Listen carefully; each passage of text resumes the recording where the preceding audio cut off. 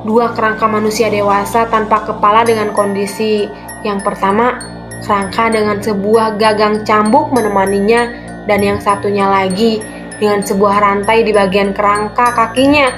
Selain itu, ada juga beberapa kerangka hewan, entah itu anjing atau kucing.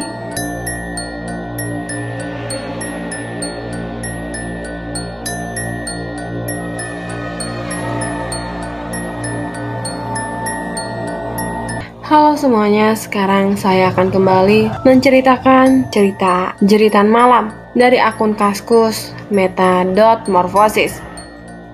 Chapter 9, hari kelima, ketika akal sehatku terinjak-injak petuah orang pintar. Tidak lama berselang, hadir Dikin ditemani seorang bapak separuh baya. Dengan tanpa banyak berbasa-basi, bapak tersebut menghampiri Indra yang masih terbaring di lantai. Terlihat bapak tersebut merapalkan sesuatu. Entah apa yang sedang dia rapalkannya. Tangannya sesekali memegang dada Indra dan menggeserkannya ke arah kepala, seperti sedang membuang sesuatu. "Boleh minta air putih?" pinta bapak tersebut kepada Mas Dikin. Segera Mas Dikin berlari keluar kamar dan kembali lagi dengan segelas air putih. Kini air putih yang dipegang bapak-bapak tersebut bagaikan medium doa-doa yang terucap lalu diminumkannya kepada Indra. Terlihat perlahan kesadaran Indra berangsur pulih. "Tolong papa ke ruang tamu saja, biar mendapat udara segar," ucap bapak tersebut sambil meminta Mas Dikin membantunya menuntun Indra ke ruang tamu dan menidurkannya di kursi panjang ruang tamu. "Bagaimana keadaan Indra, Pak?" tanyaku dengan rasa ingin tahu. "Haji Mustofa," terlihat bapak tersebut mengulurkan tangannya ke arahku. "Reza, keadaan Indra baik. Sekarang dia sudah sadar dan akan berangsur normal," ucapnya sambil menatap Indra. Terlihat Indra sudah bisa tersenyum walaupun masih menyisakan wajah kelelahan. "Sebenarnya apa yang terjadi?" ucap Haji Mustofa mencoba mencari tahu latar belakang semua kejadian ini. Akhirnya aku mencoba menjelaskannya tentang rasa isengku mengerjai Indra yang berubah malapetaka. Mendengar penjelasanku, Haji Mustofa mencoba menjelaskan kepada kami tentang sesuatu yang tidak kasat mata menguasai Indra. "Maksud Pak Haji, setan?" tanyaku dengan rasa tidak percaya. Tampaknya Haji Mustofa bisa menangkap apa yang aku rasakan. Logikaku tidak bisa menerima semua penjelasan Haji Mustofa secara mentah-mentah. Apakah Nak Reza mempunyai argumen lain? Aku bisa merasakan dari nada bicara Haji Mustofa bahwa dia adalah seorang yang bisa menerima suatu perbedaan, bukan seseorang yang merasa pintar sendiri karena keahliannya. "Ndak, apa lu marah sama aku setelah tadi aku kerjain?" tanyaku kepada Indra untuk membuka sebuah argumen. Kesal, ingin membalas, bahkan ingin rasanya aku memukul Muza. "Aku nggak terima kejadian macam itu," jawab Indra sambil menatapku. "Tepat seperti dugaanku," ucapku sambil mencoba mencari jawaban dari semua rangkaian kejadian tadi. "Maksud kamu?" tanya Haji Mustofa dengan nada heran. Di saat perasaan Indra berada dalam puncak rasa kesalnya, alam bawah sadarnya menguasai fungsi otak normal Indra. Seperti yang kita tahu, alam bawah sadar manusia itu mempunyai kekuatan yang sangat besar. Sesaat, aku menghentikan pembicaraan dan menyulut sebatang rokok.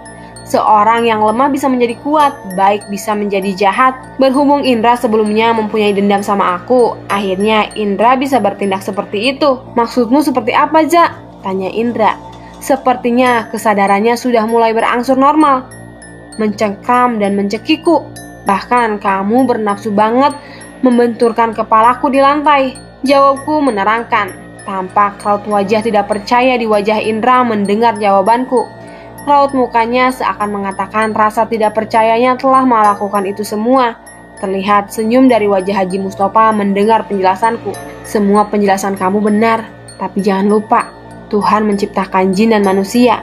Di saat manusia sedang rapuh, berpikiran kosong, disitulah setan mempunyai celah masuk ke dalam tubuh manusia, mengambil alih pikiran bawah sadar manusia dengan segala tipu muslihat jahatnya," terang Haji Mustofa sambil mengucapkan terima kasih kepada Mas Dikin yang telah menghidangkan secangkir teh manis hangat.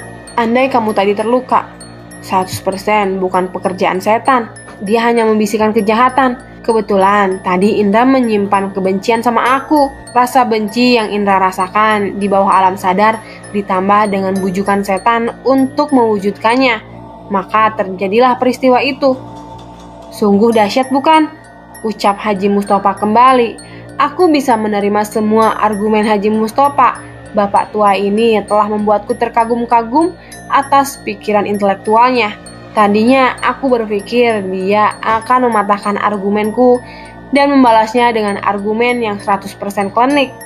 Setelah beberapa lama kami berbincang-bincang, akhirnya Haji Mustofa pamit untuk pulang. Jangan lupa Nareja, kamu harus percaya hal yang gaib itu memang ada dan kita hidup berdampingan dengan mereka, ucapnya sebelum beranjak pergi. Apakah itu orang pintarnya? Tanyaku kepada Mas Dikin yang sedang membersihkan luka di tangan Indra. Bukan Pak, jawab Mas Dikin. Aku berharap Mas Dikin akan menjawab bahwa memang dialah orangnya. Seseorang yang cerdas dengan keahlian khusus. Entah orang pintar seperti apa yang dimaksud Mas Dikin. Mungkin seseorang yang berwajah seram dengan burung gagak di bahunya dan tongkat dengan kepala tengkorak di tangannya. Pikirku menerka-nerka. Hingga akhirnya waktu maghrib pun datang. Kami duduk di teras depan menunggu kedatangan orang pintar itu. Terlihat Mas Dikin membawa sekantong plastik hitam ke dalam rumah. Apa yang dibawa tadi Mas? Terlihat Mas Dikin hanya tersenyum tapi tidak menjawab. Setelah menunggu lama, orang pintar yang dimaksud akhirnya datang. Seseorang yang masih terlihat muda, mungkin lebih tepatnya parubaya. Dengan pakaian tradisional Jawa, celana hitam lengkap dengan kain yang membalut kepalanya. Di lengannya tampak gelang hitam yang terlihat besar. Kami menyebutnya gelang akar bahar. Sangat berbeda sekali dengan sosok yang aku jumpai tadi siang. Setelah berbasa-basi secukupnya, akhirnya sang orang pintar itu mengajak kami ke ruang tengah. Terlihat Mas Dikin membawa sekantong plastik yang tadi dibawanya. Oh, rupanya ini persyaratan orang pintar itu, ucapku kepada Minto yang tampak tegang. Diam kamu Ja, kita lihat aja apa yang terjadi, ucap Minto menyikut lenganku. Dra, tegurku untuk melonggarkan rasa tegang yang Indra rasakan. Shh, jangan mulai Ja, jawabnya dengan mendelikan mata. Akhirnya aku terdiam dan mencoba menyaksikan apa yang akan aku saksikan. Terlihat orang pintar tersebut mulai membakar kemenyan hingga asapnya begitu menyesakkan dada ini. Mulutnya berkomat kamit di depan hamparan bunga, kopi, lisong, dan secangkir darah ayam di depannya. Sebilah keris yang berada di pinggangnya kini digenggamnya. Tangannya terlihat bergetar seiring dengan getaran yang ditimbulkan keris itu. Sungguh sangat mencekam suasana yang aku rasakan saat ini. Mendadak hawa dingin terasa menyelimuti kami. Hawa dingin dengan balutan asap kemenyan. Sungguh sebuah kombinasi yang membuat bulu kuduk berdiri. Keris yang diletakkan di atas cangkir berisi darah itu mendadak terpental dengan sendirinya. Sebuah peristiwa yang baru pertama kali aku saksikan. Loh, kok bisa? Ucapku secara refleks yang dibalas tatapan orang pintar itu agar aku tidak berbicara. Hingga akhirnya sebuah tawa panjang seorang wanita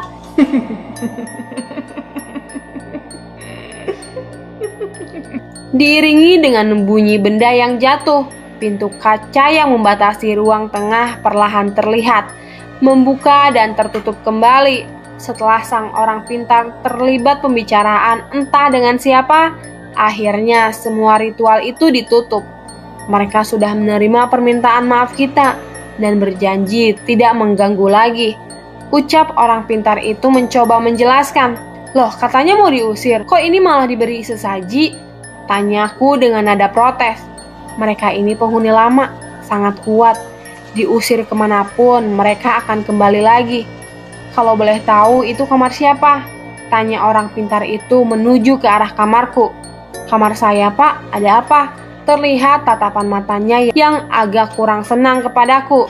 Kamu berguru? Tanyanya lagi. Dan aku tidak mengerti dengan maksud ucapannya. Hanya menggelengkan kepala yang bisa menjawab pertanyaan orang pintar tersebut. Apa yang kamu bawa sebaiknya kamu singkirkan, atau serahkan pada saya agar tidak terjadi gesekan kekuatan di sini. Maksud Bapak itu apa? Kini aku merasa agak tidak senang dengan ucapan orang pintar tersebut. Kamu mengerti apa yang saya maksud? Ucapnya kembali sambil tersenyum sinis. Aku bisa menangkap arah pembicaraan orang pintar ini. Aku yakin tujuan pembicaraan ini adalah tentang keris atau kujang kecil yang aku temukan di tas. Keris atau kujang kecil yang mungkin diselipkan Bapak dan mungkin mempunyai nilai harga yang mahal yang bisa aku gunakan sewaktu-waktu di saat aku kekurangan uang. Dasar orang brengsek, jangan pikir aku bego. Ucapku memaki orang pintar itu di dalam hati. Tampak Indra, Minto dan Dikin yang terbengong tidak mengerti dengan arah pembicaraan ini. Kamu tidak percaya dengan hal yang mistis dan cenderung meremehkan. Terlihat orang pintar itu mulai membereskan peralatan ritualnya. Entah dia sedang menerka-nerka pemikiranku ataukah Mas Dikin yang memberitahunya tentang ketidakpercayaanku terhadap hal-hal yang berbau mistis. Pejamkan mata kamu, ucapnya kembali sambil mulutnya berkomat kamit. Aku pejamkan mata. Aku bisa merasakan ketika telapak orang pintar itu menjamah bagian depan kepalaku. Hingga akhirnya semua terasa sunyi, sangat sunyi. Aku merasa heran dan akhirnya memutuskan membuka mata. Kini aku mendapati kenyataan bahwa aku berada di ruangan ini seorang diri. Rasa tidak percaya segera menghantui pikiranku. Bagaimana bisa mereka pergi tanpa aku tidak ketahui? Segera aku beranjak dan mencari mereka dan memutuskan menuju kamar Indra.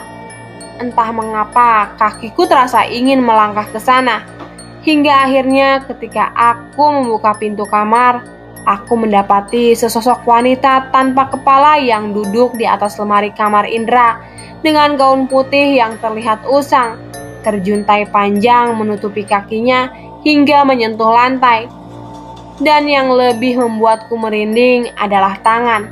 Ya, tangan yang berada di atas kedua lututnya itu memegang sebuah kepala yang notabene adalah kepalanya sendiri. Kepala dengan rambut panjang tergerai. Aku tidak bisa melihat wajah kepala itu. Hingga akhirnya kepala itu terlepas dari genggaman tangannya dan terjatuh di lantai, dilanjutkan dengan pekik tawa yang mengantarkanku terkulai lemas tidak berdaya dalam rasa ketakutan yang teramat dalam.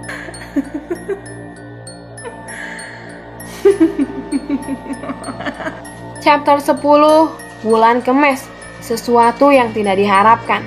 Akhirnya sadar juga kamu, Za. Syukur-syukur. Terlihat Minto mengelus-ngeluskan telapak tangannya di dada. Begitu juga dengan Indra dan Mas Dikin yang tampak lega melihatku sudah siuman. Bagaimana, sudah puas? Wajah orang pintar tersebut menyeratkan sebuah aura kepuasan. Ingin rasanya aku bangkit dan melabraknya, tapi kondisi tubuh ini tidak berjalan selaras dengan keinginan. Rasa lelah begitu aku rasakan seperti layaknya orang yang telah berjalan jauh. Nanti beri dia minum air putih ini, biar tenaganya cepat pulih. Ucap orang pintar itu seraya menjampi-jampi minuman lalu meniupkannya. Setelah itu terlihat Mas Dikin berbincang-bincang lalu mengantarkan orang pintar itu pamit meninggalkan rumah. Ja, apa yang kamu alami? Kok kamu jadi kayak orang linglung gini sih? Tanya Indra menyadari aku hanya terdiam sambil menyaksikan orang pintar itu pergi. Sebenarnya di dalam diam ini aku masih terbayang-bayang dengan peristiwa yang baru saja aku alami. Apakah ini yang dinamakan dengan ilmu hipnotis? Sebuah ilmu yang membuat kita kehilangan kesadaran, tergantikan dengan imajinasi yang diberikan penghipnotis. Minum dulu, Za, pinta Minto yang segera aku tampik. Aku tidak bisa membayangkan meminum air putih yang telah disemburkan liur orang pintar itu. Kurang ajar, teriakku geram mengingat ternyata orang pintar itu telah menghipnotisku. Rupanya dia ingin menunjukkan bahwa keyakinanku tentang hal-hal yang berbau mistis itu adalah pola pemikiran tertinggal, adalah sebuah kesalahan. Apanya yang kurang ajar? Kamu jangan mulai lagi pura-pura kesurupan deh, ucap Indra dengan nada kesalnya. Minto hanya tertawa melihat kekesalan Indra. Ini sihir, hipnotis, Kurang ajar itu orang pintar, jawabku dengan berapi-api sambil berupaya duduk. Pasti tadi kalian melihat aku berjalan ke kamar seperti mayat hidup dan setelah itu aku pingsan, iya kan? Ucapku dengan penuh keyakinan. Sok tahu kamu, Ja. Dari tadi kamu gak kemana-kemana. Kamu di sini dengan kita-kita. Tapi tadi kamu terlihat seperti orang hidup tanpa jiwa. Mata kamu terlihat kosong. Setelah itu kamu menjerit dan pingsan. Minto mencoba menjelaskan apa yang dia saksikan. Aku hanya bisa terbengong mendengar keterangan Minto. Sungguh jauh dengan apa yang aku pikirkan. Aku gak peduli sama keyakinan kamu yang selalu beranggapan semua bisa dijelaskan dengan sesuatu yang masuk akal. Intinya, aku mau tahu apa yang kamu lihat saat kamu gak sadar tadi, ucap Indra sambil menepuk keningnya. Seorang gadis, Indra. Seorang gadis di atas lemari baju kamar kamu, dengan tangan memegang kepalanya yang terpisah. Jawabku menepis rasa penasaran Indah. Apa? Sinting kamu, Ja? Kalau tahu jawabannya gitu, lebih baik aku nggak usah tahu. Indra menghela napas berat. Baru kali ini aku melihat Indra sedepresi itu karena rasa takutnya. Sudahlah, lebih baik kita tidur. Ajakku untuk mengakhiri semua perbincangan. Aku tidur di kamar kamu, Ja, ucap Indra sambil bergegas menyusul langkahku. Terlihat malam ini Minto mempunyai keberanian yang lebih dibandingkan Indra, sehingga dia memutuskan untuk tidur di kamarnya. Kita orang beragama, harus berani. Takut hanya membuat kita tambah paranoid. Terlihat rasa percaya diri terpancar dari wajah Minto. Bangga aku melihat perubahan pada diri Minto. Malam ini, Minto bisa menepis ketakutannya dengan akal sehat.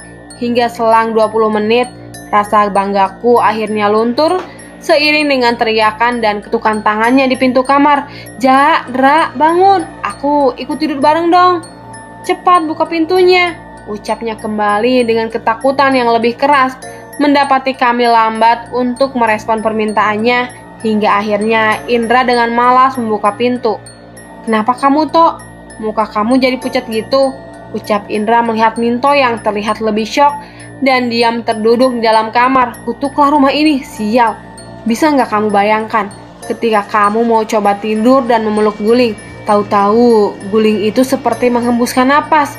Aku dan Indra tertawa mendengar penjelasan Minto. Aku kirain pemberani, ucapku sambil tertawa. Yang terkutuk bukan rumah ini, tapi... Terlihat Indra berhenti melanjutkan ucapannya. Tatapannya terlihat berputar-putar seperti sedang mencari keberadaan sesuatu. Melihat kelakuan Indra, Minto segera meloncat ke atas tempat tidur. Akhirnya malam ini kami tertidur di ranjang yang terasa sempit ini. Sudah 2 bulan lamanya kami terteror di mes ini dengan berbagai macam kejadian yang tidak normal. Terkadang aku bisa menjelaskan beberapa peristiwa itu dengan penjelasan yang masuk akal, tapi sebagian besar yang lain tidak bisa aku jelaskan dengan penjelasan yang terasa lebih ilmiah dibanding sudut pandang mistis. Beberapa kali aku mencoba mencari informasi tentang masa lalu mes ini, tapi hanya jawaban kosong yang aku terima. Mencoba mencari informasi di kelurahan, aku khawatir terlalu banyak biaya yang keluar hanya untuk mendapatkan informasi yang memuaskan rasa penasaran ini. Sempat muncul keinginan untuk berhenti dari pekerjaan ini, tapi rasa malu karena belum bisa memberikan bukti keberhasilan kepada orang tuaku membuatku mengurungkan niat. Opsi kedua yang aku pikirkan adalah aku harus meninggalkan mes itu dengan cara kos di luaran. Tapi opsi ini kembali gagal karena keterbatasan dana. Gajiku belum mencukupi untuk melakukan itu semua.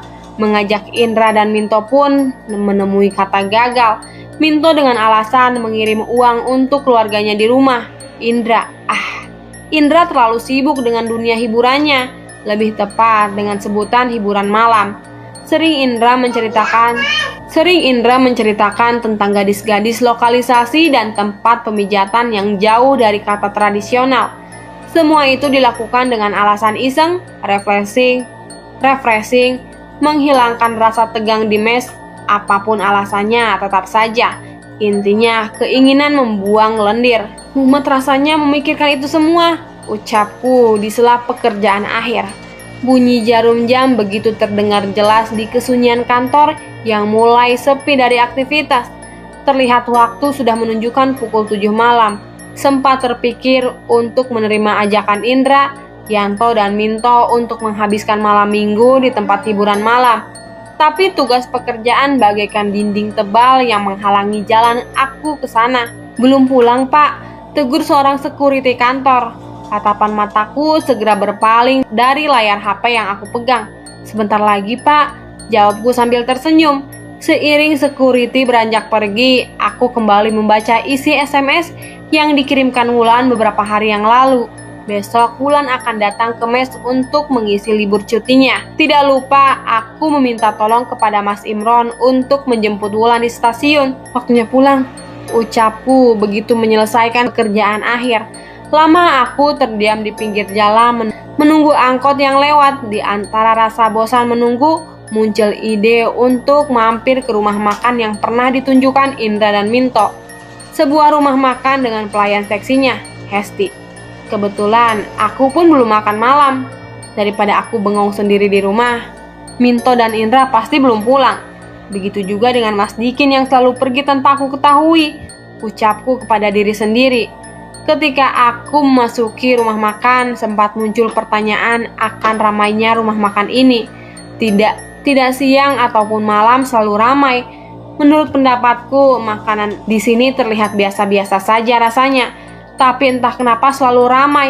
Feelingku mengatakan pasti ada motivasi selain makan. Mataku mencoba mencari sosok yang menjadi alasanku bisa berpendapat sedemikian rupa.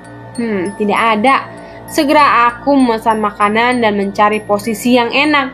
Setelah menyelesaikan makan dan menyulut sebatang rokok, akhirnya aku melihat sosok wanita yang aku cari. Terlihat Hesti memasuki rumah makan dengan pesonanya. Aku melihat keramahan wanita ini dengan tebaran senyumnya kepada para pengunjung yang sebagian besar adalah laki-laki. Aku bisa melihat tatapan liar dari mata laki-laki pengunjung rumah makan. Antara senyum dan nafsu, aku masih bisa membedakannya. Mungkin sebagian besar laki-laki ini pernah terlibat affair seperti yang Arda lakukan. Tidak ada yang aneh dari wanita ini. Tidak terlihat seperti wanita jahat seperti apa yang pernah aku perbincangkan dengan Indra dan Minto. Tapi pada dasarnya, wanita ini memang daya tarik tersendiri. Selain wajahnya yang terlihat biasa, wanita ini terlihat begitu menjaga penampilannya. Balutan rok mini dengan kaos putih ketat yang dikenakan, seakan dia ingin menunjukkan setiap lekuk bagian tubuhnya yang terlihat padat. Seperti lelaki pada umumnya, aku mengagumi pemandangan ini. Mungkin inilah daya tariknya. Tatapan mataku terlihat tidak berkedip, telah memancing pandangan matanya. Sebuah senyuman hangat terlihat dari bibir yang terbalut tipis pemerah bibir. Hingga akhirnya dia menuju ke arahku. Setelah menyapa beberapa pengunjung yang lain. "Kok sendirian, Mas? Mana yang lain?" Mas siapa namanya? Aku lupa," ucapnya sambil duduk di sampingku. Benar-benar kurang ajar wanita ini. Aku masih mengenal namanya, sedangkan dia sudah melupakan namaku. "Reza," jawabku sambil menghirup aroma wangi tubuhnya. Akhirnya aku menerangkan tentang keberadaanku yang seorang diri ditinggal Indra, Yanto, dan Minto bersenang-senang menikmati malam. "Kasian," ucap Hesti dengan nada genitnya. Kami terlibat dalam perbincangan yang cukup lama dan akrab. Dan perbincangan ini aku bisa mengetahui tentang rumah makan yang dikelola Hesti seorang diri, tentang status Hesti sebagai janda tanpa anak, tentang ibunya yang sudah meninggal, dan bapaknya yang pergi entah kemana. Terlalu berliku kehidupan wanita ini. Rupanya perbincangan ini telah melunturkan semua rasa canggung berganti dengan keakraban. Sampai saat ini aku masih merasa nyaman dan tidak melihat keanehan dari wanita ini. Sungguh jauh dari kesan wanita misterius dengan ilmu pemikatnya. "Setelah ini, rencana kamu mau kemana, Mas Ja?" Terlihat Hesti memanggil salah satu pelayannya. "Belum tahu, Hes. Belum tahu, terlalu banyak kota ini. Mungkin pulang ke mes. Aku temenin kamu jalan." Kebetulan aku lagi nggak punya rencana kemana-kemana. Ucapnya lagi di sela-sela perbincangannya dengan pelayan. Ayo Ja, udah nggak usah bayar. Malam ini kamu makan gratis. Ajak Hesti mengajakku untuk meninggalkan rumah makan. Beberapa tatapan mata terlihat seperti berbicara ketidaksukaan mereka atas keberuntunganku. Hesti mengajakku berputar-putar melihat situasi kota. Banyak yang tidak aku ketahui dari kota ini. Sambil sesekali mampir ke tempat jajanan kecil di pinggiran jalan. Rasanya aneh, merasakan aku sebagai lelaki dibonceng sepeda motor oleh seorang wanita. Wangi tubuhnya dan rambut Hesti yang tertiup angin malam begitu menggoda naluriku sebagai lelaki. Jangan kaku gitu duduknya aja, rileks. Aku jadi nggak enak bawa motornya. Ucap Hesti menyadari keteganganku. Sorry Hes, aku nggak biasa dibonceng motor. Kilahku mencoba menghilangkan kecurigaan yang mungkin ada di pikiran Hesti. Andai Hesti mengetahui apa yang aku pikirkan dan bayangkan, mungkin dia akan menurunkan dan meninggalkanku sendiri tanpa tahu arah jalan pulang. Di mana kamu tinggal, Za? Biar aku antar. Aku tinggal bersama Indra dan Minto, Hes. Oh, di mes itu, ucap Hesti. Lalu melajukan motornya menuju mes. Terlihat sesekali Hesti sudah mengetahui seluk-beluk jalanan menuju mes. Sesampainya di mes, terlihat pintu mes masih tertutup rapat, sedangkan waktu sudah menunjukkan pukul 9.30 malam. Rupanya Mas Dikin, Minto, dan Indra masih berada di luaran sana. Segera aku mempersilahkan Hesti masuk dan duduk di ruang tamu. Setelah berganti baju, aku kembali dengan menghidangkan secangkir teh hangat. Terlihat Hesti duduk dengan menumpangkan kaki kanan pada lutut kirinya, tertutup tapi masih menyingkapkan rok mininya. Minum Hes, ucapku dengan mencoba memalingkan mata dari pemandangan ini. Entah ini perasaan aku saja, atau mungkin aku terbawa suasana. Sosok Hesti yang semula terlihat biasa, semakin lama semakin terlihat semakin cantik. Seakan setiap menit yang bertambah mengiringi perubahan kecantikannya. Mataku minus. Aku harus periksa mata nih, ucapku di dalam hati. Ada rasa was-was akan kelainan mataku. Ja, kamu kok enggak bertanya bagaimana aku bisa tahu jalan ke arah mes ini? Aku hanya diam. Aku takut jawabanku akan menyinggungnya. Aku yakin kamu pasti sudah tahu kisah sebelum kamu ada di sini, ucapnya kembali sambil menggeser duduknya mendekatiku. Kamu percaya dengan semua kisah itu, Za? Tentang aku yang jahat, aku yang menyebabkan kematian Arda, kamu percaya? Tanyanya kembali dengan mendekatkan wajah ke arah wajahku. Enggak, aku nggak percaya dengan semua omongan itu. Setiap kata yang keluar dari mulut Hesti bagaikan kalimat yang keluar dari mulut seorang pujangga. Terasa halus, memanjakan dan membuai, sehingga membuatku berpikir ulang untuk mempercayai semua omongan Indra dan Minto. Akhirnya kami terlibat sebuah pergumulan, layaknya aku bergumul dengan Indra.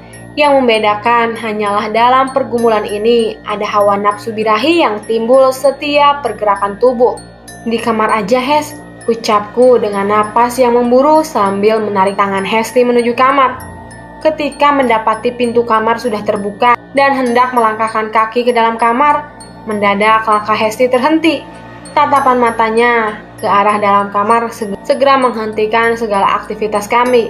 Entah apa yang dia lihat, tapi apapun itu, mengurungkan niatnya untuk melangkahkan kakinya ke dalam kamar. Di ruang tamu Azaza, kini Hesti menarik tanganku menuju ruang tamu kembali. Di saat semua pergumulan ini mulai akan berlanjut, terlihat pintu ruangan tamu terbuka diiringi kemunculan Indra dan Minto. Terlihat rasa kaget di wajah Indra dan Minto begitu menyaksikan apa yang kami lakukan di ruang tamu. Begitu juga dengan aku dan Hesti yang tidak menyangka kehadiran mereka yang tiba-tiba. Dalam sekejap, Hesti langsung merapikan pakaiannya dan beranjak pergi tanpa sempat mengambil pakaian dalam yang masih tercecer di lantai. Hes, teriakku mencoba mengurungkan niat Hesti untuk pergi. Terlihat Indra dan Minto menghalangi langkahku dan menyaksikan kepergian Hesti. Setelah Hesti terlihat pergi dengan menggunakan sepeda motornya, Minto mendorongku dengan kerasnya hingga aku terjerembab di kursi. "Heh, sadar lu, Ja, sadar! Kamu boleh main gila, Za, tapi bukan dengan wanita itu," hardik Minto dengan nada emosi.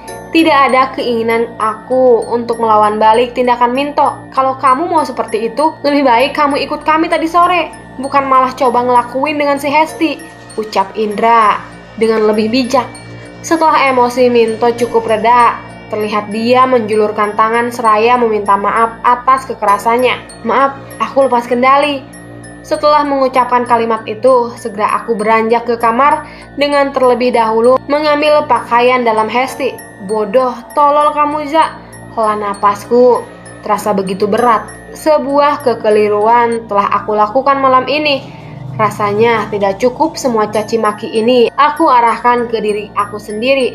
Semua caci maki ini tidak bisa menebus semua keteledoran ini. Sebaiknya aku simpan nih pakaian dalam di bawah bantal dulu, ucapku pelan sambil menyelipkan pakaian dalam di bawah bantal. Masih belum terpikirkan untuk mengembalikan atau membuangnya. Keesokan harinya, aku terbangun oleh sorotan matahari pagi yang menembus celah lubang angin. Aku tidur nyenyak seakan malam itu tanpa adanya kejadian-kejadian aneh. Samar-samar terdengar sebuah percakapan yang berasal dari ruang tamu. "Siapa yang sudah bertamu pagi-pagi seperti ini?" Beranjak, aku mengambil handuk dan keluar kamar untuk mandi. "Itu Pak Rejanya sudah bangun." Terlihat Mas Dikin sedang berada di ruang tamu, menemani seseorang wanita yang tak lain adalah Wulan. "Wulan?" ucapku kaget sambil berlari menghampiri dan memeluknya. Kini terlihat Minto dan Indra sudah bangun dan ikut bergabung menyambut kedatangan Wulan. "Rencananya mau nginep di mana Mbak Wulan selama ada di sini?" tanya Indra sambil menyuruh Mas Dikin memasukkan tas yang masih berada di teras rumah. "Kamu kok pagi tibanya, Wul? Rencananya pagi ini aku baru mau cari hotel," ucapku yang masih kaget dengan perubahan kedatangannya. "Nginep di hotel?" ucap Wulan memberikan jawaban kepada Indra. "Ada perubahan rencana keberangkatan, Za. Maaf ya, nggak sempat ngebarin. Untung aku masih simpan nomor telepon Pak Imron." Terlihat Wulan tersenyum gembira atas perjumpaan ini. "Sebaiknya nginep di sini aja dulu Mbak Wulan, baru besok bisa nginep di hotel," ucap Mas Dikin memberi saran. Mungkin hari ini aku sedang teramat sensi, sehingga ketika Mas Dikin berbicara ada sedikit kecemburuan di hatiku. Terlalu sok perhatian dan sok manis bicaranya Mas Dikin kepada Wulan. "Sebaiknya begitu," ucap Minto dan Indra hampir berbarengan. Setelah berpikir dengan matang, akhirnya aku setuju dengan usulan yang diusulkan Mas Dikin. Lagi pula, Wulan sudah terlihat lelah akibat perjalanan ini. "Kalau begitu sebentar, biar aku beresin dulu kamarnya," ucapku kepada Wulan. Sebelum akhirnya Wulan menarik tanganku. "Biar aku aja yang beresin, Ja. Kamu sebaiknya mandi dulu, bau tahu," canda Wulan sambil mintaku mengantarnya ke kamar. Berantakan dan unik, itulah kalimat pertama yang keluar dari mulut Wulan ketika pertama kali masuk kamar. "Aku mandi dulu ya." "Yaps," jawab Wulan dengan mata yang masih memandang dekorasi kamar. Akhirnya, aku meninggalkan Wulan sendiri di dalam kamar. Guyuran air pertama di ujung kepala ini begitu menyegarkan, hingga akhirnya guyurannya terakhir menyadarkanku bahwa ada sesuatu yang terlupa.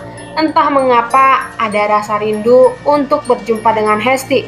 Justru begitu rasa rindu ini muncul, mendadak muncul juga ingatanku atas kejadian semalam. "Sial, aku lupa," ucapku hampir berteriak, mengingat bahwa aku lupa menyimpan pakaian dalam Hesti di bawah bantal. Mati aku. Segera aku menyelesaikan mandi dan bergegas menuju kamar. Ada rasa dagdikduk begitu memenuhi dada ini. Aku bisa membayangkan ocehan dan caci maki Wulan melihat apa yang telah aku perbuat. Dengan sedikit keberanian, perlahan aku buka pintu kamar dan mendapati kamar yang kosong. Sejenak aku bernapas lega, tetapi ketika begitu mendapati kamar sudah tertata dengan rapi, rasa lega itu berganti dengan rasa sesak.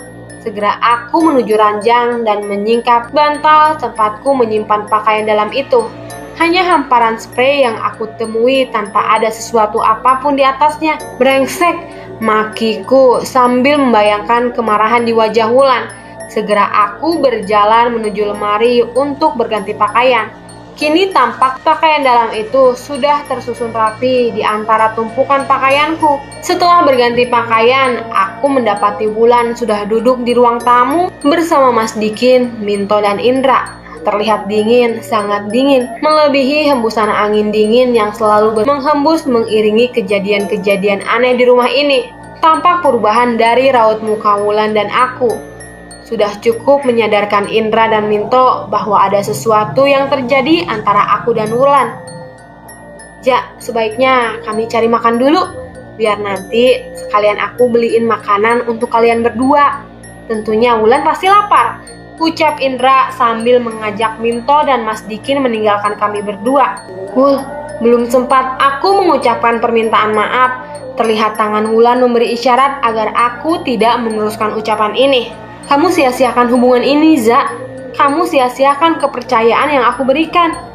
Aku hilaf, Wul. Maafkan aku. Aku ingin pulang, Za. Aku tidak bisa memaafkan kamu untuk peristiwa ini. Terlihat raut kekecewaan di wajah Wulan dan aku berfirasat buruk tentang apa yang sedang Wulan pikirkan. Dan ucapan setelah ini, dan akhirnya semua itu terbukti. Aku ingin kita mengakhiri hubungan ini, Za. Apa maksud kamu, Wul? Kita putus, Ja, ucap Wulan mantap. Aku coba meminta Wulan untuk berpikir ulang dengan semua keputusannya dan berharap ada keajaiban yang menyelamatkan hubungan ini. Tetapi segala bujuk rayuku hanya berbuah kekecewaan. Wulan tetap dengan keputusannya. Keinginanku untuk mengantarkan Wulan terakhir kalinya berbuah kekecewaan. Wulan menampik semua tawaran yang aku berikan. Setelah membereskan semua barang bawaannya, akhirnya Wulan pergi meninggalkanku tanpa pernah bisa aku hubungi kembali. Setelah kepergian Wulan, hidupku terasa kehilangan keyakinan. Ini merupakan momen terendah dalam kehidupanku, di mana aku kehilangan kepercayaan diri. Sabar, Ja, semua pasti ada hikmahnya. Hibur Indra dan Minto mencoba menanamkan kepercayaan diriku kembali, tetapi semua terasa sia-sia. Yang ada di dalam benakku adalah perasaan dendam kepada Hesti yang telah membawaku dalam malapetaka ini. Perasaan benciku pada kehidupan ini yang telah membawaku terjebak dalam rangkaian peristiwa di mes terkutuk ini. Aku ingin berhenti, Indra. Tok, aku nyerah. Terlihat raut ketidakpercayaan di wajah Minto dan Indra mendengar keputusan yang keluar dari mulutku. Tapi sebelum meninggalkan tempat terkutuk ini, aku ingin tahu latar belakang mes tua ini, begitu juga dengan sosok Hesti yang sudah membawa kehancuran buatku. Ucapku berharap dukungan dari Minto dan Indra. Sepertinya Minto dan Indra mengerti dengan apa yang aku harapkan. Aku ikut kamu, Za. Aku dukung kamu. Aku juga penasaran. Terlihat antusias Indra mendengar keinginanku untuk menyibak latar belakang mes tua ini. Aku juga ikut. Ucap Minto tidak mau kalah. Kita mulai semua ini dari Mas Dikin, karena dia penghuni lama di mes ini. Aku memberikan awalan untuk memulainya. Mas Dikin, teriak Indra memanggil Mas Dikin. Terlihat Mas Dikin berlari kecil menghampiri kami. Duduk, Mas Dikin. Saya mau tanya-tanya sedikit. Ucapku sambil meminta Mas Dikin duduk. Tanya apa toh, Pak? Coba Mas Dikin terangkan tentang latar belakang mes ini. Lama Mas Dikin berpikir mencoba mengingat kembali kejadian masa lalu. Saya lupa, Pak, jawabnya setelah lama berpikir. Coba diingat-ingat kembali, Mas. Kali ini Indra mencoba memaksa Dikin untuk mengingat kembali kejadian-kejadian yang mungkin pernah diingatnya. Sebenarnya saya ini pengurus mes generasi kedua, Pak, jawab Mas Dikin mulai menerangkan. Loh, sebelum ini siapa, Mas? Tanya Minto mencari tahu. Akhirnya keluarlah cerita Mas Dikin mengenai keberadaannya di mes ini sebagai generasi kedua. Sebelumnya yang mengurus gedung ini bapak saya, Pak. Terus sekarang bapak Mas Dikin di mana? Tanyaku mencoba mencari tahu keberadaan orang tua Mas Dikin. Sudah meninggal 3 tahun yang lalu, Pak, jelas Mas Dikin. Tapi sebentar, Pak, tanya Mas Dikin mencoba mengingat sesuatu, hingga akhirnya Sebuah awal cerita yang bisa aku jadikan awal untuk menyelidiki sejarah mes ini. Dulu, Bapak pernah bercerita di saat proses pengembangan bangunan lama hingga akhirnya terlihat menjadi agak luas seperti ini, sempat terjadi kejadian yang mengganggu proses pengembangan. Maksud Mas Dikin? Tanya Minto yang kini terlihat penasaran. Ditemukan beberapa kerangka manusia dan hewan di sekitar lokasi. Para pekerja yang membangun tidak menyadari keberadaan kuburan ini karena tidak ada tanda yang menandakan bahwa di lokasi ini ada kuburan. Tolong lebih detail lagi Mas Dikin. Segera aku sulut sebatang rokok untuk menghilangkan ketegangan. 2 kerangka manusia dewasa tanpa kepala dengan kondisi yang pertama, kerangka dengan sebuah gagang cambuk menemaninya, dan yang satunya lagi dengan sebuah rantai di bagian kerangka kakinya. Selain itu, ada juga beberapa kerangka hewan, entah itu anjing atau kucing. Dahiku mengernyit mendengar keterangan Mas Dikin. Setelah proses pemindahan kerangka, kejadian-kejadian aneh mulai sering terjadi di mes ini. Dan pekerja yang membangun pun pernah diganggu dalam bentuk-bentuk mimpi karena ketidaksempurnaan mereka memindahkan kerangka. Ada seseorang yang mengetahui banyak tentang sejarah tempat ini, lebih detail daripada saya ketahui, Pak. Itu juga saya taunya dari Bapak. Siapa Mas? Titik terang mulai terlihat. Mbah Warsono, orang tua yang ahli kanuragan. Dulu dia tinggal di sekitar sini, tapi entah kenapa pindahnya. Menurut informasi, Mbah Warsono pindah dan tinggal di sekitar hutan. Itu target kita. Sebuah kalimat yang berisi keyakinan muncul dari mulut ini. Aku sangat yakin bahwa Warsono adalah sosok yang bisa menyingkap semua tabir misteri mes ini. Sepertinya sekarang kamu mulai percaya dengan hal-hal yang mungkin dilakukan makhluk lain selain manusia. Terlihat sebuah pertanda kepuasan di wajah Indra. Tidak juga, aku masih bisa menjelaskan semuanya dengan hal yang logis dan masuk akal. Mulai lagi deh lu, ucap Minto sambil meniup wajahnya dengan telapak tangan. Soal Hesti, terangku mencoba menjelaskan. Jangan melangkah terlalu jauh dengan wanita itu, Za. Bisa mampus kamu. Indra memotong pembicaraanku.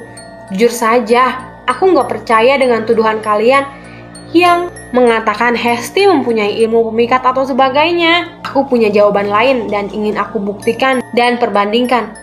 Jawaban logis atau yang berbau mistis sebagai pemenangnya. Apa jawaban kamu, Za? Serempak Indra dan Minto mengeluarkan pertanyaan yang sama. Aku lebih percaya semua ini dalam keadaan alam bawah sadar kita. Kekuatan pikiran bawah sadar kita itu sangat kuat bila kita bisa menggunakannya. Batangan rokok kedua kini kembali tersulut.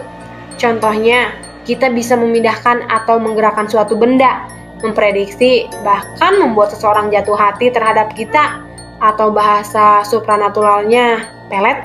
Kalau memang seperti itu, kenapa kamu bisa melakukan seperti itu dengan Hesti? Seharusnya kamu bisa menangkalnya, ucap Indra mencoba mematahkan argumenku. Itu beda, Ndra. Saat itu situasi sepi. Selain itu, Hesti memakai pakaian yang minim untuk membalut tubuh sintalnya. Dimana aku gak nafsu, tapi semua akan kita buktikan. Sebentar, ucapku sambil melangkah ke dalam kamar, lalu mengambil kujang atau keris dan menyerahkan pada Minto. Apa ini, Za? Ucap Minto dengan rasa penasaran, lalu membukanya. Tampak Indra memperhatikan tanpa kalah rasa penasarannya. Sesaat setelah kain itu terbuka, tampak Indra, Minto, dan Dikin sedikit kaget dan mengagumi apa yang dilihatnya. Wah, Ja, kamu punya pusaka? Ucap Indra terkagum-kagum. Sepertinya pusaka sakti ya, Pak. Mungkin ini yang dimaksud orang pintar itu, bahwa Pak Reja menyimpan benda pusaka. Kini Mas Dikin mencoba mengulang apa yang pernah dikatakan orang pintar. Kalian terlalu melebih-lebihkan. Menurutku ini hanyalah benda biasa yang mempunyai segi lebih dari keunikan dan mungkin nilai harganya. Keris atau kujang yang berada di tangan Minto segera aku ambil kembali dan segera membungkusnya. Berdosa rasanya bila melihat orang yang sudah begitu mempercayai hal-hal bersifat mistis akan menjadi lebih percaya lagi karena efek keunikan keris atau kujang tua ini. Kamu pernah berguru, Ja? Tanya Indra melanjutkan rasa penasarannya. Maksud kamu apa, Ndra? Jangan pernah berpikir aku pernah berguru menggeluti hal-hal seperti itu. Aku Aku hanya belajar pelajaran normal seperti layaknya orang-orang normal lainnya. Kamu tetap nggak percaya dengan hal-hal yang mistis, Ja? Aku tidak bisa pungkiri. Sebelum aku menginjakan kaki di mes ini, aku merupakan sosok yang paling merendahkan pemikiran orang-orang yang berpikiran sempit yang selalu menghubung-hubungkan semua fenomena alam yang aneh dengan sesuatu yang berbau misteri. Tetapi selama aku berada di mes ini, ada berbagai macam kejadian aneh yang sulit aku jelaskan dengan akal sehat. Yang paling akhir adalah ketika aku mengajak Hesti untuk bercumbu di dalam kamar. Tampak sekali raut mukanya yang kaget, seakan melihat sesuatu di dalam kamarku. Begitu juga dengan keris orang pintar yang bisa terpental dengan sendirinya. Hati kecilku berkata, mungkin memang benar adanya keberadaan makhluk-makhluk tidak kasat mata itu. Tapi kembali lagi, pemikiran sehatku menolaknya. Pemikiran sehatku hanya mengakui semua itu hanyalah sebuah fenomena alam yang belum bisa dijelaskan dengan ilmu pengetahuan saat ini. Hanya itu. Jawab, Ja. Lah, kok malah bengong? Terus apa maksudmu menunjukkan keris kujang itu? Kini, Minto mencoba melanjutkan pertanyaan Indra yang belum terjawab. Sebuah pembuktian. Jawabku mantap. Pembuktian seperti apa? Mendengar pernyataan Indra, tergelitik keinginanku untuk menceritakan semua kejadian yang berhubungan dengan keris atau kujang itu. Tampak keseriusan di wajah mereka mencoba menyimak setiap detail kalimatku. Hah? Yang benar kamu, Ja, harimau, ucap Minto hampir berteriak. Terlihat Indra dan Mas Dikin mencoba memperhatikan kembali keris atau kujang yang sengaja aku letakkan di atas meja.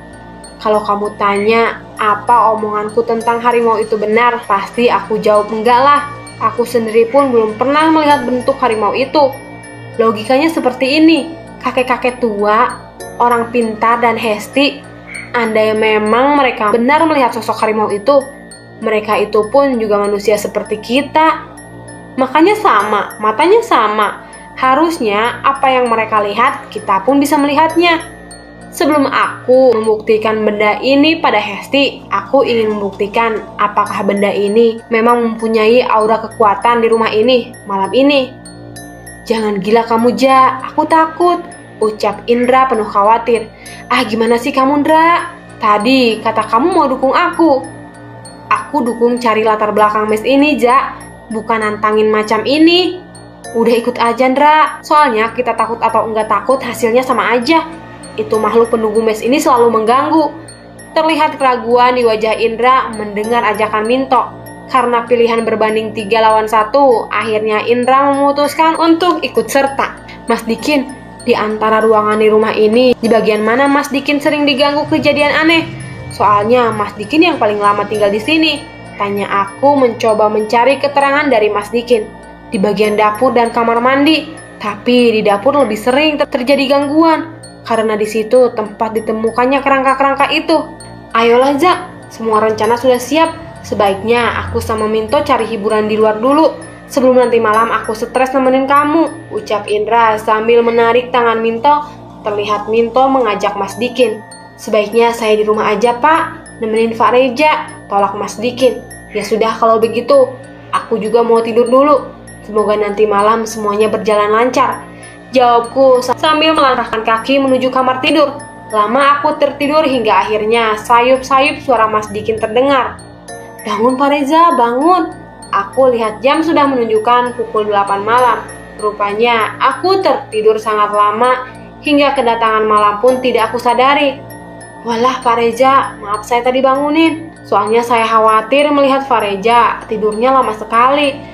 Tegus Mas Dikin melihat kehadiran aku dari balik pintu kamar, lalu bergegas melangkah menuju dapur. Tampaknya dia sedang menyiapkan sesuatu. Tanpa berpikir lama, segera aku menghampiri Mas Dikin. Dan benar perkiraanku, ternyata Mas Dikin sudah menyiapkan makanan untuk makan malam. Mana Indra dan Minto? Mas Dikin mencoba menjelaskan tentang keberadaan Indra dan Minto yang belum terlihat hingga saat ini. Temenin saya makan, Mas, ajakku kepada Mas Dikin untuk menghilangkan rasa sepi. Tampak Mas Dikin tidak menjawab dan hanya menganggukkan kepala.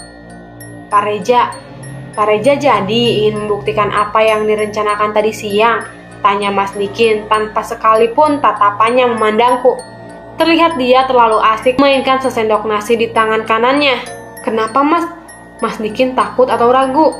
Nggak ada yang perlu ditakutin dan dikhawatirkan. Semuanya pasti akan berjalan lancar. Jawabku mencoba memberi ketenangan dan keberanian pada Mas Dikin. Lagian Mas Dikin kan sudah sering lihat setan di film-film horor. Masa harus kaget dan takut lagi jika bertemu dengan mereka? Ucapku sambil sedikit tertawa mencoba mengajak Mas Dikin bercanda. Saya nggak takut, Pak. Seiring ucapan Mas Dikin, kini tercium bau bangkai yang menyerak menusuk hidung. Hampir setiap malam selama aku berada di mes ini, bau itu selalu tercium tanpa mengenal waktu kedatangannya. Sirna sudah keinginanku untuk melanjutkan makan malam ini. Bau bangkai yang aku rasakan malam ini melebihi bau yang aku rasakan malam-malam sebelumnya. Mas Dikin sama sekali tidak terganggu dengan bau bangkai ini. Dirinya masih terlihat santai memainkan sesendok di tangannya. Melihat tingkah Mas Dikin yang sedemikian rupa, perasaanku yang sebelumnya biasa saja mendadak menjadi tidak nyaman. Ada apa dengan orang ini? Mas Dikin sebelumnya membangunkanku dengan nada cerianya, kini terlihat dingin dan tidak bersemangat untuk sekedar berbicara. Apakah dia mendadak sakit? Tanyaku dalam hati. Keinginanku untuk bertanya sengaja aku urungkan. Mungkin dia memang hanya ingin bertingkah seperti itu. Ada kalanya seseorang merasa nyaman dengan tingkah laku yang justru dinilai orang sebagai tingkah laku yang aneh. Besok-besok tolong beli pengharum ruangan, Mas. Bau ini benar-benar sudah mengganggu. Pintaku kepada Mas Dikin. Terlihat Mas Dikin kembali menganggukkan kepalanya. Terus sama lampu di ruangan ini, Mas.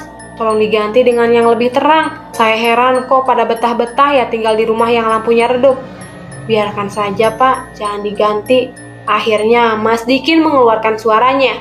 Ada rasa gembira mendengar Mas Dikin yang akhirnya mau berbicara, tapi ada rasa dongkol juga yang aku rasakan mendapatkan ucapan penolakan yang keluar dari mulut Mas Dikin.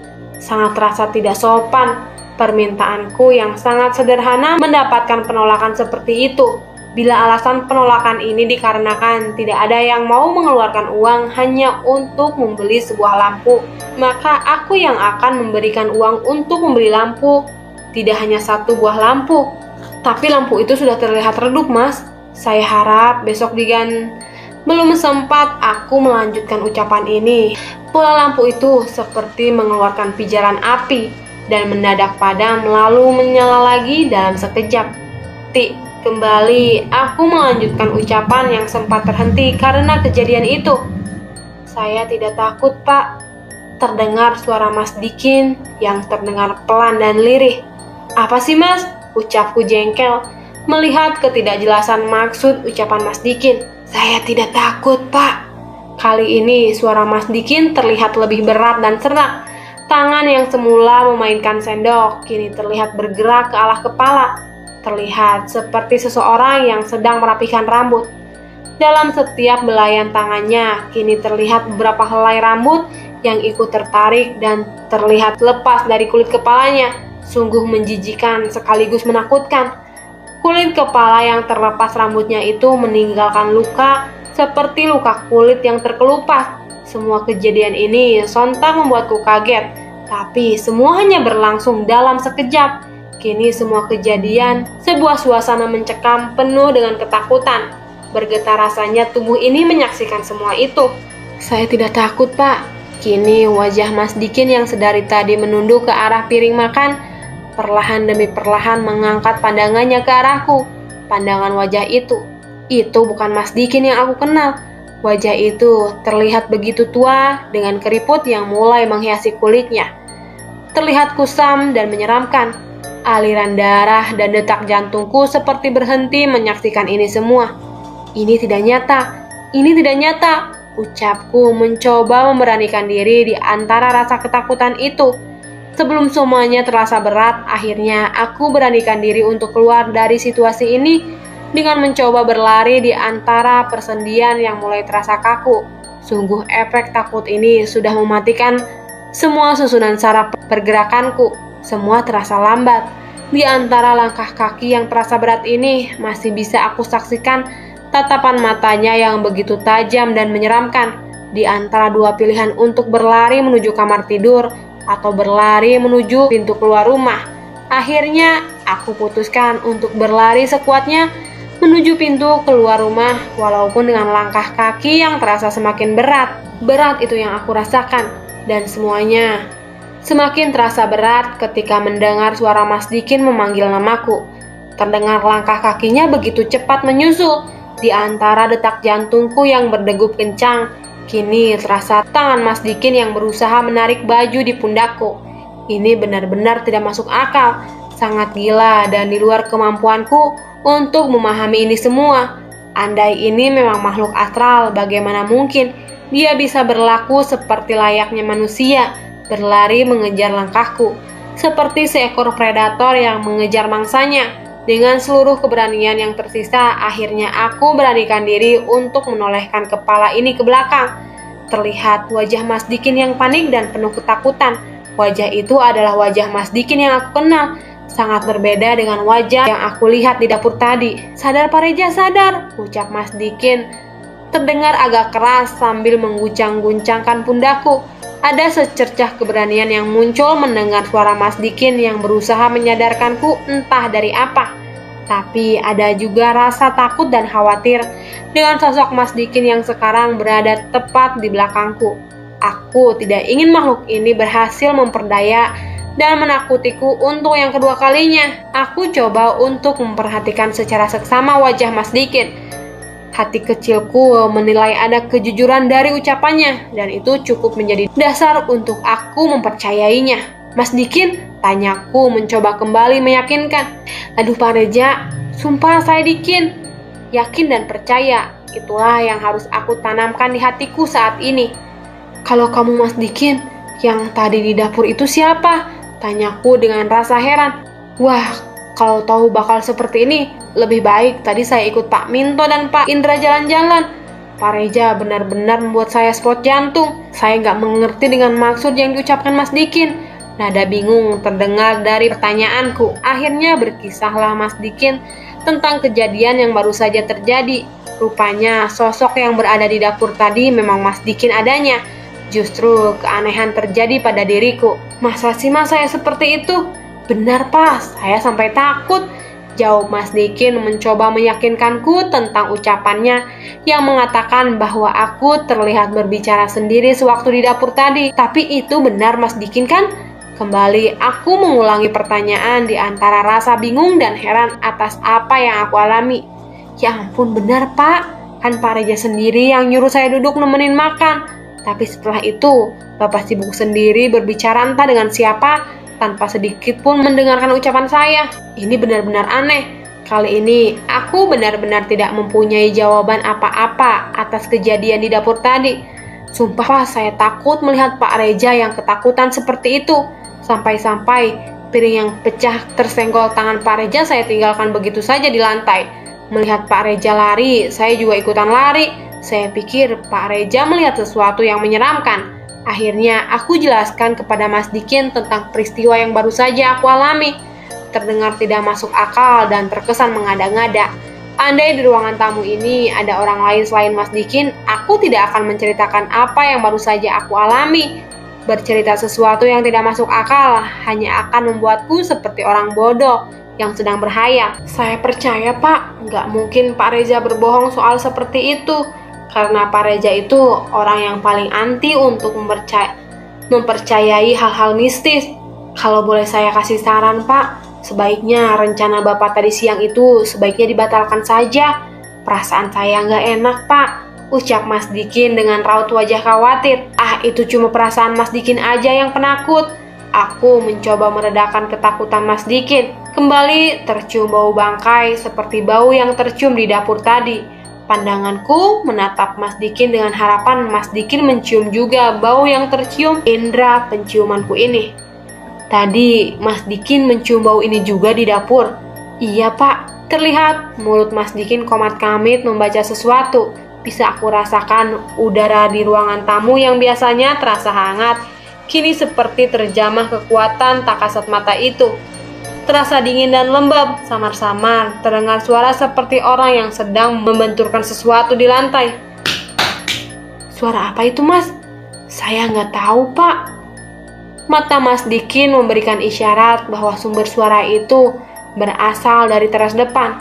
Aku coba memberikan isyarat balik kepada Mas Dikin untuk mencari tahu penyebab suara aneh itu. Dengan sangat perlahan, Mas Dikin mencoba menyingkap gorden dan mencoba melihat apa yang terjadi. Apa Mas? Gak ada apa-apa Mas. Seiring jawaban Mas Dikin, aku mencoba ikut mengintip keluar dan memang betul apa yang dikatakan Mas Dikin. Hanya cahaya redup lampu yang sedikit menerangi gelapnya malam yang aku saksikan. Kembali aku mengajak Mas Dikin untuk duduk dan memutuskan menunggu kehadiran Minto dan Indra. Seiring waktu yang terus berjalan tanpa terasa jam sudah menunjukkan pukul 10 malam. Suasana malam ini terasa hening, bahkan aku bisa mendengar bunyi jarum jam yang berdetak. Mungkin keheningan ini dikarenakan rasa takut, cemas, penasaran yang aku rasakan. Semua perasaan itu seperti tercampur aduk dalam pikiranku. Pak Reja, kenapa Bapak enggak minta pindah rumah ke kontrakan yang lain pada pihak kantor? Jujur Pak, makin lama saya juga enggak betah di sini. Setiap hari bawaannya takut. Berceritalah Mas Dikin tentang kebiasaannya yang selalu keluar rumah di saat kami bekerja di rumah. Dan terkadang di saat malam tiba, Mas Dikin sering beralasan keluar ingin berpartisipasi menjaga keamanan.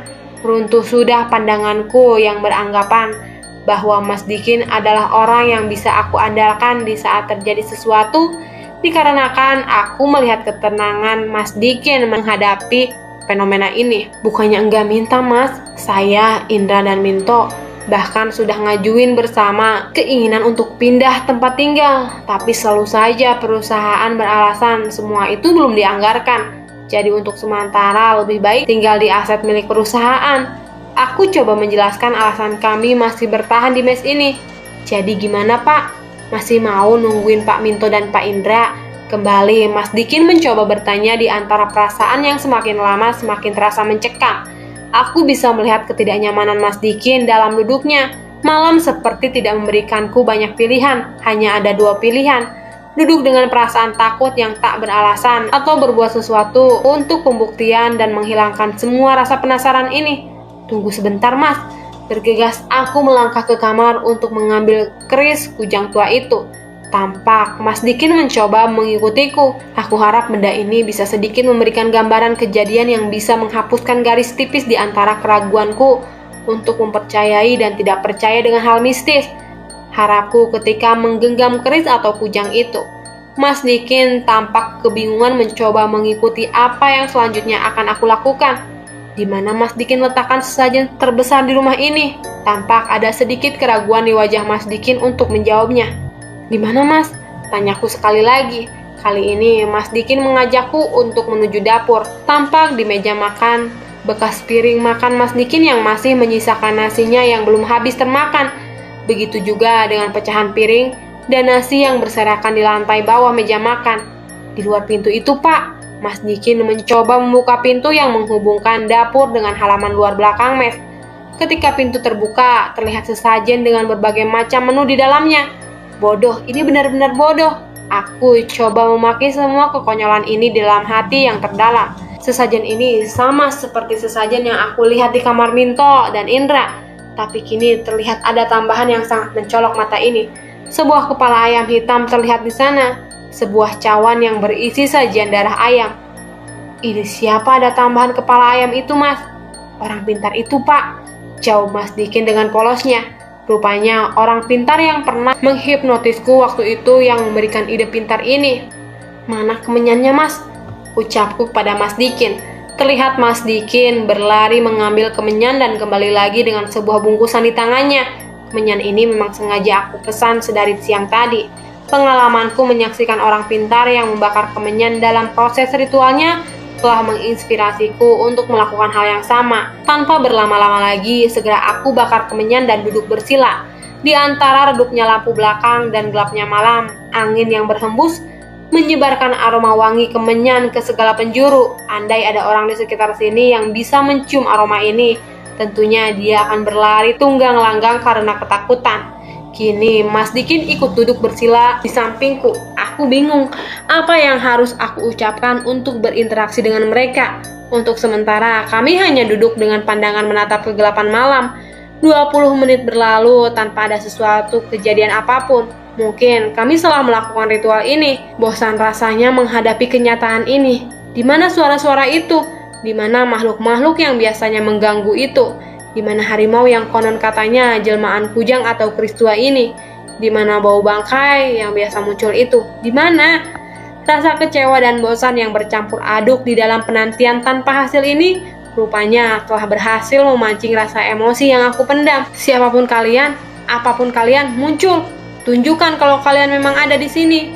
Entah keberanian ini karena rasa kecewa atau efek dari kepercayaan diriku yang merasa aman memegang kujang keris ini. Tapi ada kekecewaan juga terhadap kujang keris yang aku pegang ini. Di mana kekuatan keris ini atau ini hanyalah benda tua yang tidak mempunyai kekuatan apa-apa. Seperti benda pada umumnya. Kembali kami lama terdiam dalam keheningan. Terlihat Mas Dikin sedikit takut dengan emosi dan ketidaksabaran yang aku tunjukkan. Sabar Pak, ucap Mas Dikin. Mungkin dia takut aku akan melakukan tindakan yang lebih ekstrim.